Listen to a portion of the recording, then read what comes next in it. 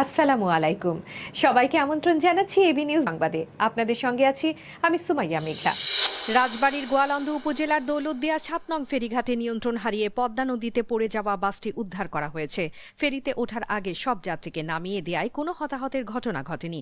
শুক্রবার সকাল ৯:৩০টার দিকে এ ঘটনা ঘটে। আর বেলা ১১টা ৫৫ উদ্ধারকারী জাহাজ হামজার সহায়তায় বাসটি তোলা হয়। চালক ও হেলপার দুজনকেই জীবিত উদ্ধার করা হয়েছে। বাসের যাত্রী হিরক আহমেদ জানান, তিনি স্ত্রী ও সন্তান সহ ৪ জন কুষ্টিয়া থেকে এসবি পরিবহনের বাসে ঢাকার উদ্দেশ্যে রওনা হন।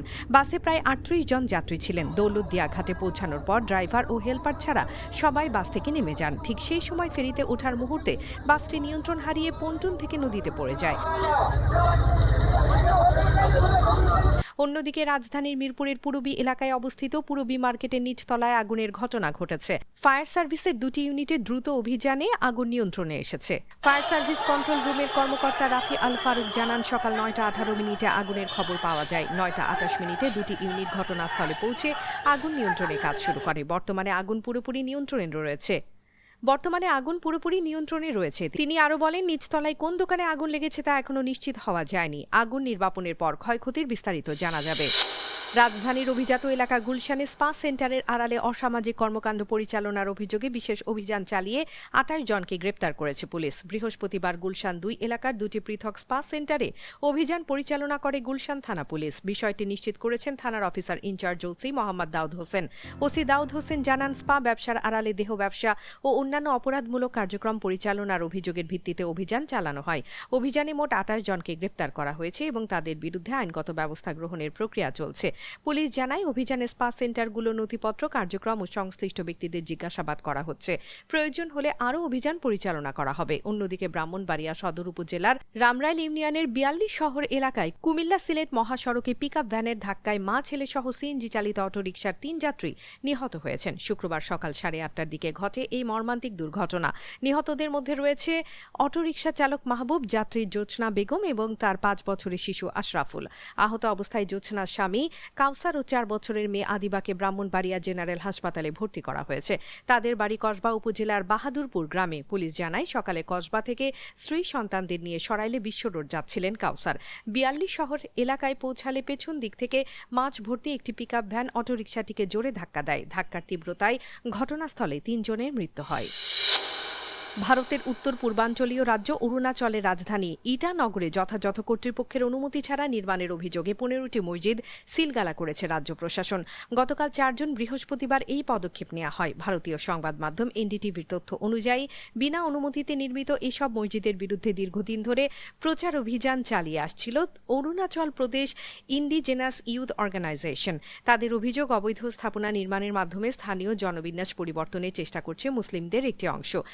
এপিওয়াইও সম্প্রতি ইটানগরে লাগাতার ধর্মঘটের ডাক দেয় এবং হুঁশিয়ারি দেয়, প্রশাসন দ্রুত ব্যবস্থা না নিলে বৃহত্তর গণ আন্দোলনে নামবে তারা।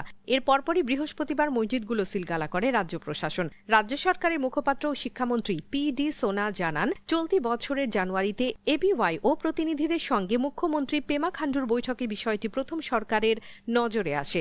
বৈঠকের পর জেলা প্রশাসনকে নির্দেশ দেওয়া হয়, যেসব স্থাপনা অনুমতি ছাড়া নির্মিত হয়েছে সেগুলো চিহ্নিত করতে। সরকারি সমীক্ষায় ইটানগরে ১৫টি অননুমোদিত মসজিদ শনাক্ত হয়। পি.ডি. সোনা আরও জানান, চিহ্নিত স্থাপনাগুলোর মধ্যে ১২টি সিল বা খালি করার আইনি প্রক্রিয়া আগে সম্পন্ন হয়েছিল। বাকি ৩টি মসজিদের বিষয়ে একজন মুখ্যমন্ত্রী ও এপিওয়াইও নেতাদের আরেক দফা বৈঠকে সিদ্ধান্ত হয় সেগুলো সিলগালা করা হবে। সেই সিদ্ধান্তই বৃহস্পতিবার বাস্তবায়ন করেছে প্রশাসন। যুক্তরাষ্ট্রের অভিযোগ, পরমাণুর প্রকল্পের আড়ালে বোমা তৈরির উদ্দেশ্যে ইউরেনিয়াম বিশুদ্ধকরণ অব্যাহত রেখেছে ইরান। অন্যদিকে তেহরান বারবারই দাবি করে আসছে তাদের পরমাণু কর্মসূচি সম্পূর্ণ শান্তিপূর্ণ। ইরানের কাছে থাকা ৪০০ কেজি সমৃদ্ধ ইউরেনিয়াম কোথায় সংরক্ষিত তা এখনও রহস্য। ওয়াশিংটন চায় এই ইউরেনিয়াম তেহরান যুক্তরাষ্ট্রের হাতে তুলে দিক। গত ২৮ ফেব্রুয়ারি থেকে ইরানে যে সামরিক অভিযান চলছে তার অন্যতম বড় কারণও এই ইউরেনিয়াম হস্তগত করা। গতকাল ৪ জুন হোয়াইট হাউসে সাংবাদিকদের সঙ্গে মতবিনিময়ের সময় প্রেসিডেন্ট ডোনাল্ড ট্রাম্পকে প্রশ্ন করা করা হয়। ইরানের সর্বোচ্চ নেতা আয়াতুল্লাহ মুস্তফা খামেনির সঙ্গে সাক্ষাতে তার কোনো আপত্তি আছে কিনা জবাবে ট্রাম্প বলেন, ইরানের ইউরেনিয়ামের মজুদ দখল করা কঠিন কিছু নয়, আমরা চাইলে তা দখল করতে পারি। যদি আমরা সেই মজুতি নিতে অগ্রসর হই, আমার মনে হয় না তারা আটকাতে পারবে। তবে তিনি যোগ করেন, কিন্তু সেটা অযৌক্তিক হবে। আমার মনে হয় এমন পদক্ষেপ নেওয়ার কোনো প্রয়োজন আমাদের নেই। উল্লেখ্য, ইরানের ইউরেনিয়াম ইস্যুই তেহরান ওয়াশিংটন উত্তেজনার মূল কেন্দ্র। জাতিসংঘের পরমাণু পর্যবেক্ষণ সংস্থা IAEA এর তথ্য অনুযায়ী ইরানের কাছে থাকা 400 কেজি ইউরেনিয়াম 60% বিশুদ্ধ। বিশুদ্ধতার মান 90% উন্নীত করতে পারলেই তা দিয়ে পরমাণু বোমা তৈরি করা সম্ভব।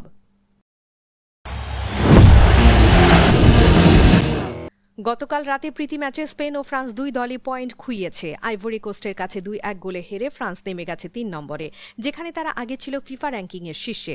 অন্যদিকে ইরাকের সঙ্গে 1-1 গোলে ড্র করায় 2 নম্বরে থাকা স্পেনও পয়েন্ট হারিয়েছে। ফলে মাঠে না নেমেই র্যাঙ্কিংয়ে 2 ধাপ এগিয়ে যাওয়ার সুযোগ তৈরি হয়েছে 3-এ থাকা আর্জেন্টিনার। বর্তমান হিসাব অনুযায়ী আগামীকাল হন্ডুরাসকে হারাতে পারলে আর্জেন্টিনা 1.3 রেটিং পয়েন্ট যোগ করে 1876.11 পয়েন্টে পৌঁছাবে। তাতেই বিশ্বকাপ শুরুর আগে ফিফা র্যাঙ্কিংয়ের শীর্ষস্থান নিশ্চিত হবে তাদের। মেসিদের জন্য এটি হবে বিশ্বকাপের ঠিক আগ মুহূর্তে বড় মানসিক প্রাপ্তি, বিশেষ করে যখন প্রতিদ্বন্দ্বীরা নিজেদের ম্যাচে পয়েন্ট হারিয়ে পিছিয়ে পড়েছে।